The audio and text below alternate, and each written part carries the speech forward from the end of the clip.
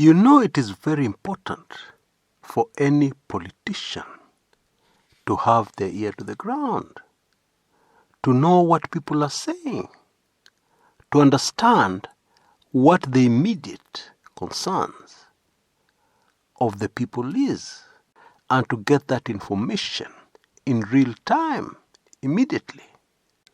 Now, if there's one politician who keeps their ears very close to the ground, then it is Raila Amolo Odinga. And not only that, it is one thing to hear what people are saying, and it is quite another to make sure you respond. And Raila always responds. Let me give you an example.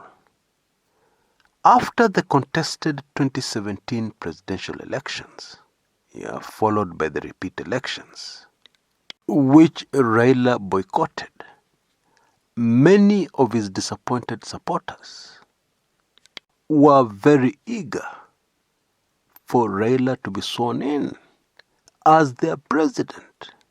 The other NASA principals, who are obviously less responsive to what their people are saying, were horrified at that idea. But you know what happened?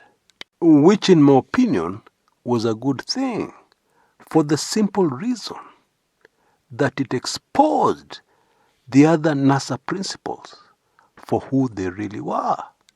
But that is Raila for you. Many people on the ground have been asking, why is Raila quiet about the Pandora Papers?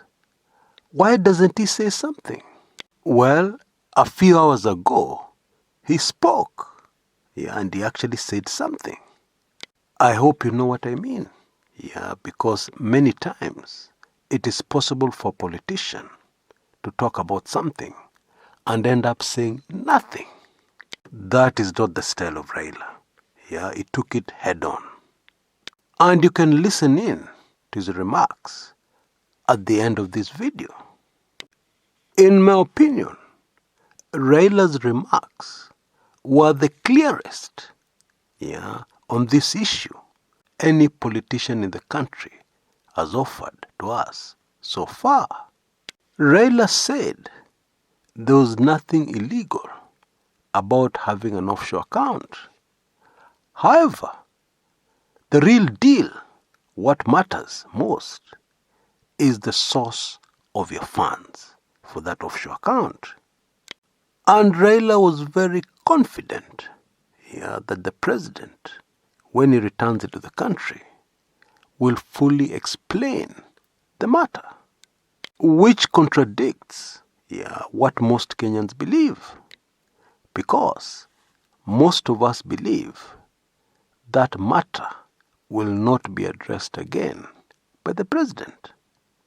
And this has happened many times before.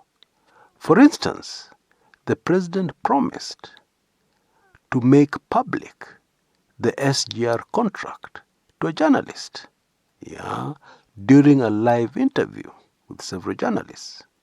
And it is clear that there's something in that SGR contract, the contract between the Kenya government and those who build the SGR from Mombasa to Nairobi. Many Kenyans now believe that there's something in that contract the government does not want to make public. There is a hot potato somewhere in that contract. And so the promise to give the journalist that SGR contract was never honored to this day. And I believe that was almost 2 years ago. And so many believe that this Pandora Papers promise will also go the same way. That will be the end of the matter. The initial statement that the president gave will be the end of the matter. And that is why I was shocked when Raila stuck out his neck and told us that he's very sure that the matter will be fully explained, knowing very well that if it does not happen, it'll come back to haunt him big time, especially at this time when we're heading towards the elections. And Raila himself has stepped up his campaigns for 2022. And I'm certain that Raila is an experienced enough politician to know for sure that you don't fall for such traps so close to an election.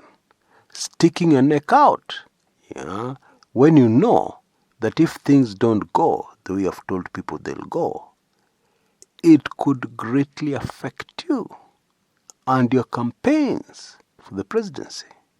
And so unless he made a mistake, because he's also human and he's not getting any younger, unless he made a mistake, then Raila knows a lot of things that the rest of Kenyans do not know about this whole manenos.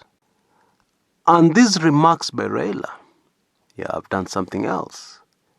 They've built up a lot of expectation in the hearts of Kenyans that when the president gets back, he'll immediately address this issue. And that means that if he doesn't immediately address this issue when he gets back, that will be problems for Raila and his campaigns, because we know very well that his opponents are very alert and they'll jump onto it to attack Raila's bid for the presidency and maybe to damage it greatly, something that Raila cannot afford at this point in time. The former Prime Minister also made it clear that he himself does not have an account outside the country. All his wealth and assets are within the country called Kenya. Can the same be said about his main opponent for the presidency in 2022?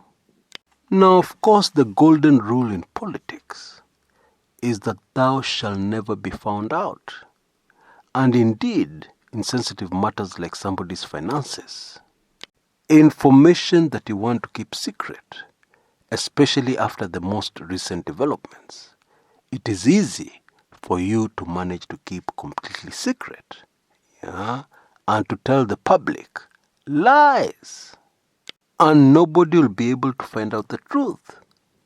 And that is why it will be super interesting how this particular issue develops in the next few days, weeks, and months. Now on to Raila's remarks. Until next time, this is Chris Kumekucha. Hiyo ni Pandora's box. Accounts katika nchi za kigeni. Sioni kama kuna shida kuwa na account katika nchi za kigeni. Ijapokuwa ikiwa kama imekuwa ni ya ufisadi, ijulikane wewe ulifungua hiyo account lini, ni kwa sababu gani, na pesa ambayo imeingia huku ilitoka wapi. Kwa hivyo mimi na hakika kweli itatoka. Uhuru tayari amesema amefurahi ya kwamba yale yametolewa, na yeye akirudi ataongea zaidi, ataeleza wa Kenya yale ukweli ambayo iko juu ya hiyo. Na mimi nataka kila Mkenya ambaye ako na mambo kama haya ajitokeze. Na wengine wanalindwa na mahakama hapa. Pesa wameweka huko nje na hiyo pesa imekoma huko.